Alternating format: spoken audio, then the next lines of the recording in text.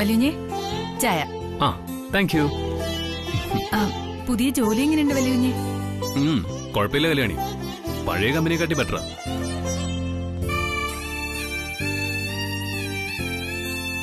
അല്ല, നീ എന്താ ആലോചിക്കുന്നെ? ഏയ് ഒന്നുമില്ല.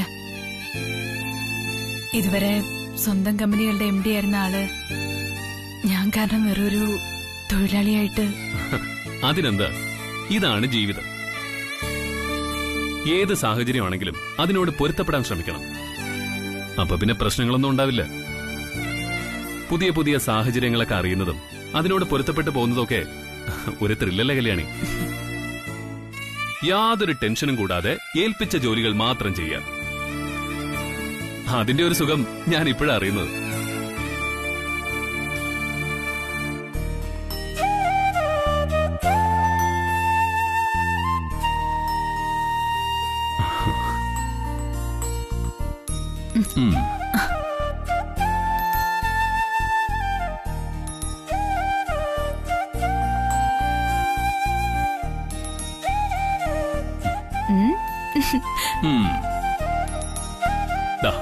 ഒരിക്കലും ഒളിമങ്ങാത്ത ശാലീന സൗന്ദര്യം എന്നൊക്കെ പറയുന്നത് ദേ ഇതാണ് കല്യാണി.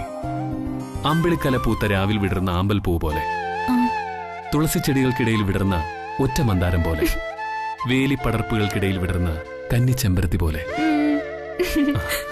അതെ മാഷേ, ഈ ഇടയായിട്ട് മാഷിന് ഇത്തിരി കവിത കൂടുന്നുണ്ട്. പിന്നെങ്ങനെ എന്തൊക്കെ പ്രയോഗങ്ങളാ?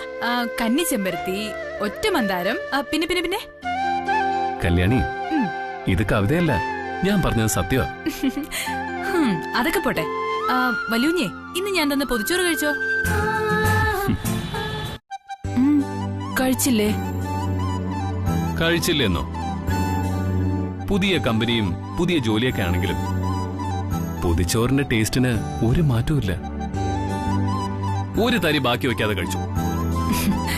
സത്യം പറയാലോ, ഞാൻ എന്റെ ജീവിതത്തിൽ ഇത്ര ടേസ്റ്റിയായ ആഹാരം കഴിച്ചിട്ടില്ല. നിന്റെ കൈപുണ്യം സമ്മതിച്ചേ പറ്റൂ. ആദ്യമൊക്കെ വല്യൂഞ്ഞ് ഇതൊക്കെ കഴിക്കുമെന്നുള്ള പേടിയായിരുന്നു എനിക്ക്. ഞാൻ പറഞ്ഞില്ലേ, സ്കൂളിൽ പഠിക്കുന്ന കാലത്ത് ഉച്ചയ്ക്ക് കഴിക്കാൻ എന്റെ അമ്മ ഉണ്ടാക്കി തരുന്ന ഭക്ഷണമായിരുന്നു അത്. വാഴയിലയിൽ പൊതിഞ്ഞ ചോറിന്റെ ഗന്ധമുണ്ട് എന്റെ അമ്മയുടെ ഓർമ്മകൾക്ക്. മഴക്കാലത്ത് പുസ്തകസഞ്ചിയും പൊതിച്ചോറും വിടർത്തിയ കുടയുമായി നനയാതെ പോണേന്ന് പറഞ്ഞ് യാത്രയാക്കിയ ശേഷം ഞാൻ നടന്നു മറയുന്നതുവരെ വാതിൽക്കൽ തന്നെ നോക്കി നിൽക്കുന്ന എന്റെ അമ്മ.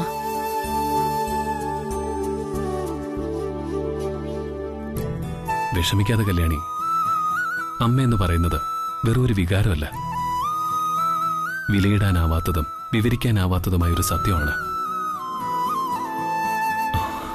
കണ്ണീരോടെ അല്ലാതെ ഓർക്കാൻ പറ്റാത്ത സത്യം.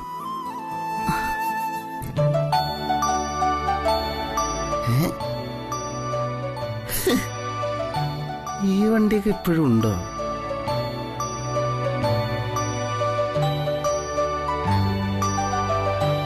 കല്യാണി ബ്രോ, എവിടെ ഇതെല്ലാരും? ബ്രോ, ഇതാരാ? അനിയും കുഞ്ഞോ? കേറി വാ.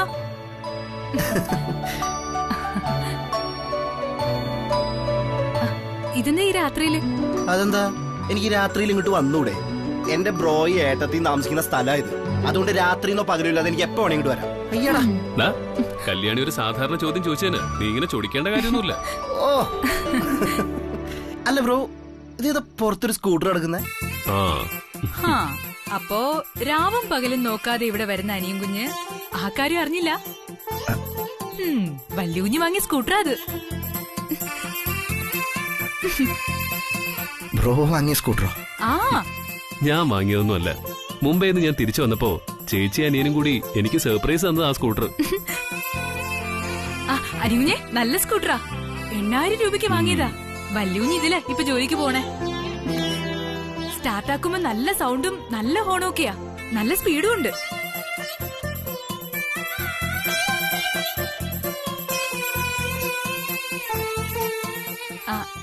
ഇങ്ങനെ നിൽക്കാതെ രണ്ടുപേരും ഇരുന്ന് സംസാരിക്കേ.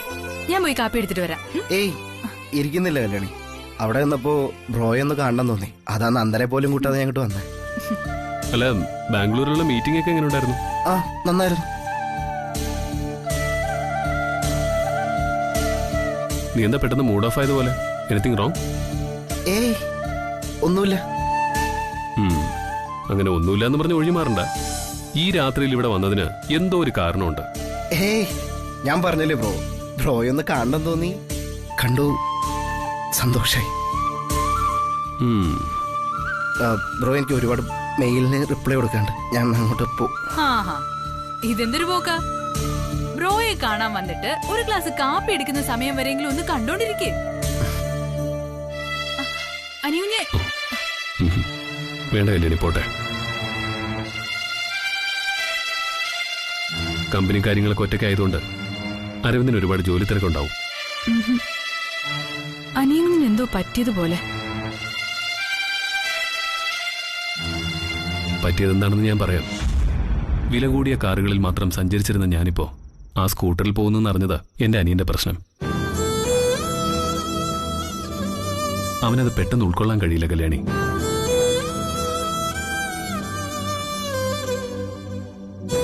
ഞാൻ എപ്പോഴും ഉയർന്നു തന്നെ നിൽക്കണം. അവനെപ്പോഴും എന്നെ അങ്ങനെയല്ലേ കണ്ടിട്ടുള്ളൂ.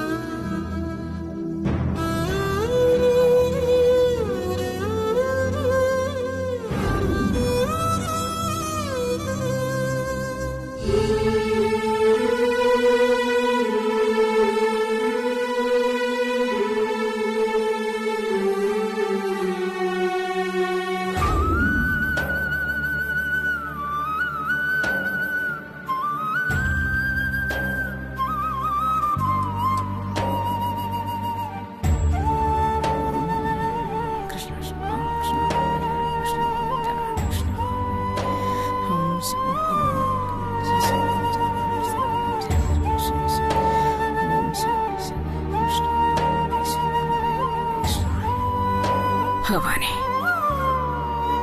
പരീക്ഷണങ്ങളും വേദനിപ്പിക്കലും ഒക്കെ ഇനിയെങ്കിലും ഒന്ന് അവസാനിപ്പിച്ചൂടെ? ഇന്ന് വരെ ഞാൻ അറിയേ ഒരു കുലദേവതാ ശാപവും വരുത്തി വെച്ചിട്ടില്ലല്ലോ. എന്റെ ചിന്തകളും പ്രവൃത്തികളും ഒക്കെ എന്തിനാണ് ദൈവങ്ങളെ ഇങ്ങനെ നിരന്തരം ദുഃഖകാരണമാക്കുന്നത്? എനിക്ക് മനഃശാന്തി വേണം. നഷ്ടപ്പെട്ട സമാധാനം എനിക്ക് തിരികെ തരണം.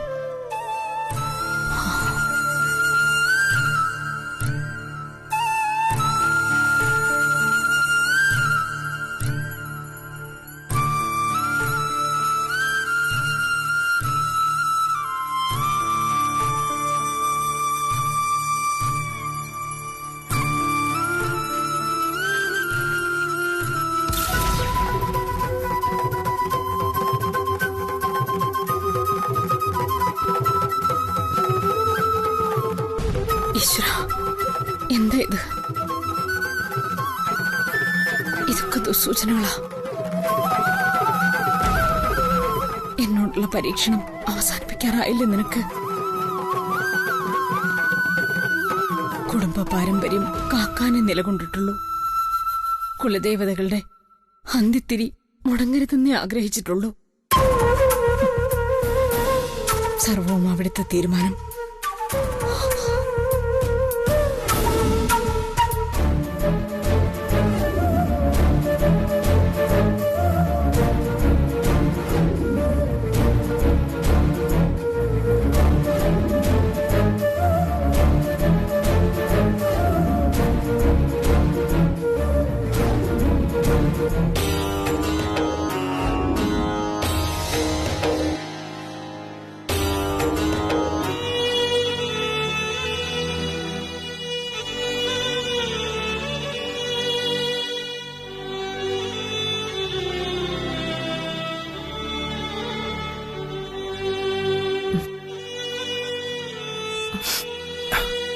അരവിന്ദ്,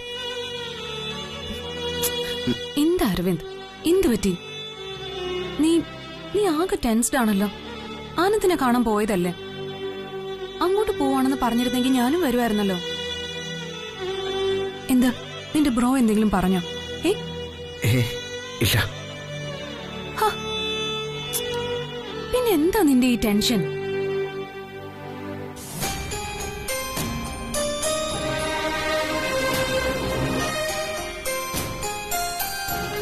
അല്ല ബ്രോ, ഇത് പുറത്തൊരു സ്കൂട്ടർ എടുക്കുന്നത്?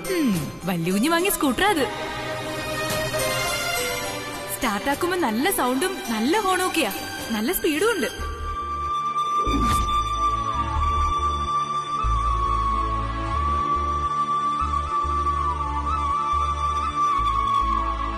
ഈ ഉള്ളിൽ എന്താണെന്ന് എനിക്ക് മനസ്സിലാവുന്നുണ്ട്. പക്ഷെ നമുക്ക് എന്ത് ചെയ്യാൻ പറ്റും? എന്റെ ബ്രോയുടെ ജീവിതം എനിക്ക് സഹിക്കാൻ പറ്റുന്നില്ല നന്ദന. എനിക്കിതങ്ങോട്ട് ഉൾക്കൊള്ളാനാവുന്നില്ല. എനിക്ക് സഹിക്കുന്നില്ല. പിന്നെ ആനന്ദിനെ ജീവനെ പോലെ സ്നേഹിക്കുന്ന അരവിന്ദനെ സഹിക്കാനാവൂ? നിനക്കറിയോ നന്ദന എന്റെ ബ്രോ ആരാണെന്ന്? അറിയില്ല. നിങ്ങൾക്ക് ആർക്കും ഒരു ചുക്കും അറിയില്ല. പഠിക്കുന്ന കാലത്ത് എല്ലാത്തിനും ഒന്നാമനായിട്ട് എന്റെ ബ്രോ പഠിച്ചത്. മറ്റുള്ളവർക്കൊന്നും ബുദ്ധിയില്ലാഞ്ഞിട്ടല്ല. എത്ര ശ്രമിച്ചാലും എന്റെ ബ്രോയുടെ സ്ഥാനത്ത് എത്താൻ കഴിയില്ലായിരുന്നു. അതുകൊണ്ടാ എന്റെ ബ്രോ തയ്യാറാക്കുന്ന പ്രൊജക്ടുകൾക്കെല്ലാം പൊന്നിന്റെ വിലയുള്ളത്. പൊന്നിന്റെ വില. നിനക്കറിയോ നന്ദന, സൗത്ത് ഇന്ത്യയിൽ ഇത്രയും മികച്ചൊരു ബിസിനസ്മാൻ ഇല്ല. എന്റെ ബ്രോ ഇന്ന് വരെ എടുത്ത ഓരോ തീരുമാനങ്ങളും ഒന്നിനൊന്ന് മികച്ചതായിട്ടേ ഉള്ളൂ. ഒടുവിൽ കല്യാണിയുടെ കാര്യത്തിൽ അങ്ങനെ തന്നെയാ. ഇത്രയും വലിയ മനസ്സും കഴിവുള്ള ആളെയാ പുകഞ്ഞ കൊള്ളിയായിട്ട് പുറത്തേക്ക് എറിഞ്ഞിരിക്കുന്ന. ഇതാണോ സ്നേഹം എന്ന് പറയുന്നത്? ഇതാണോ പുത്രവാത്സല്യം? എനിക്ക് എത്ര ആലോചിച്ചിട്ട് ഇതിനൊരു ഉത്തരം കിട്ടുന്നില്ല. പാരമ്പര്യം പ്രൗഢി. എന്ത് പാരമ്പര്യം? അല്ല, എന്താ ഈ പാരമ്പര്യം? പണ്ട് നാട്ടുരാജാക്കന്മാര് പതിച്ചു കൊടുത്ത സ്വയം അധികാരത്തിന്റെ തഴമ്പോ? അതോ സ്വർണം കെട്ടിയ കുറുവടിയായിട്ട് നടന്ന അഷ്ടിക്ക് വകയില്ലാത്തവരെ വിറപ്പിച്ച മാടമ്പിമാരായ മുത്തശ്ശന്മാരുടെ വീരഗാഥയോ? അവരൊക്കെ ആരായിരുന്നു എന്ന് തിരഞ്ഞിറങ്ങിയ ഒരുപക്ഷെ ഈ തലമുറയിൽപ്പെട്ട ഞാനും ബ്രോയൊക്കെ ലജ്ജിച്ച് തല താഴ്ത്തി നിൽക്കേണ്ടി വരും.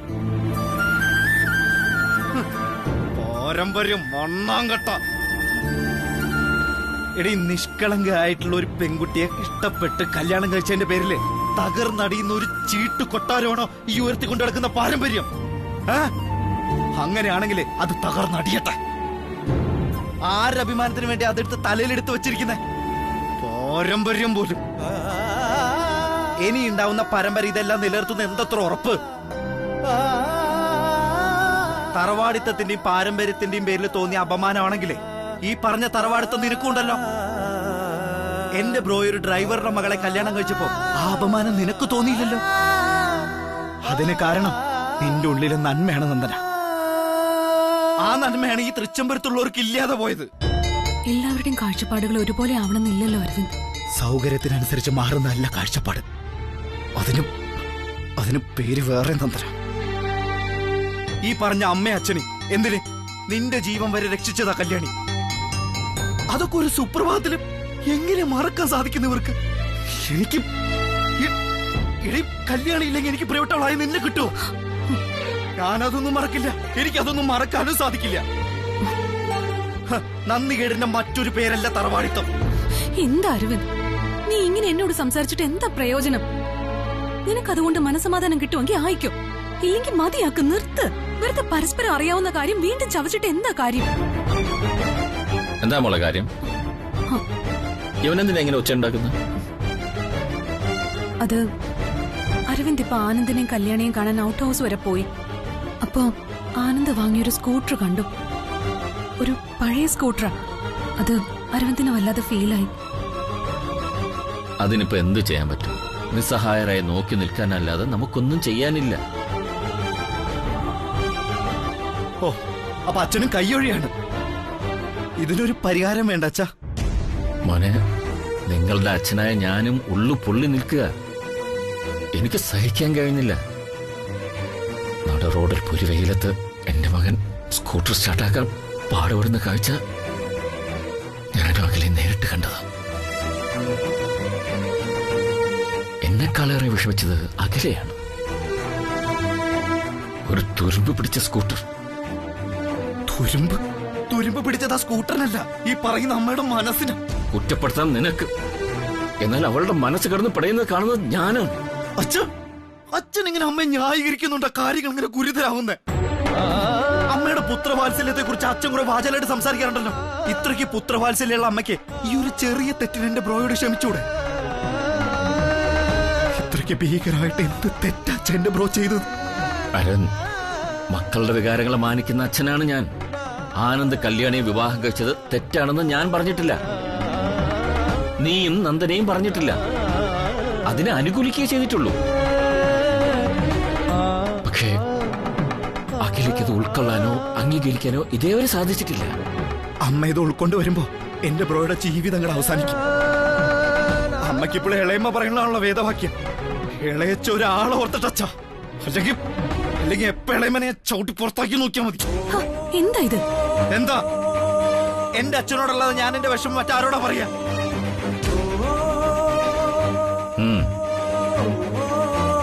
മോനെ, നിന്റെ മനസ്സ് ഞാൻ മനസ്സിലാക്കുന്നു.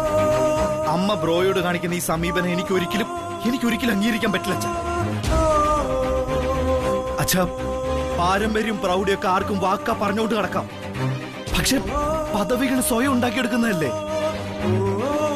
എന്റെ ബ്രോ ആനന്ദ് ഗ്രൂപ്പ് ഓഫ് കമ്പനീസിന്റെ MD പദവിയിൽ ഇരുന്നുകൊണ്ടാണ് ഇന്ന് ഈ കാണുന്ന കോടികളുടെ ബിസിനസ് സാമ്രാജ്യം ഉണ്ടായതെന്നേ ഈ പറയുന്ന അമ്മയ്ക്ക് നിഷേധിക്കാൻ പറ്റുമോ? തൃച്ചംബരത്ത് അഖിലാണ്ടേശ്വരി അല്ല എന്റെ ബ്രോയുടെ മിനിറ്റുകൾക്ക് ലക്ഷങ്ങളുടെ വിലയിട്ട് കൊടുത്ത്. ആ ബ്രോയെ ഇപ്പൊ തുരുമ്പ് പിടിച്ച സ്കൂട്ടറിലിങ്ങനെ സൈക്കിളില്ല, സൈക്കിളില്ല. ആ നാശം പിടിച്ച കമ്പനിക്ക് ഞാൻ ഇരിച്ച ബ്രോ ഇരുന്ന കസാറിലിട്ട് എനിക്ക് ഫുള്ളും. അരവൻ, അമ്മയുടെ മക്കളുടെ ഇടയിൽ കിടന്ന് ഞെരിയുകയാണ് ഞാൻ. എല്ലാം ഇട്ടെറിഞ്ഞ് ശാന്തി തേടി എങ്ങോട്ടെങ്കിലും ഓടിപ്പോകണമെന്നുണ്ടെനിക്ക്. എവിടെ പോകാൻ?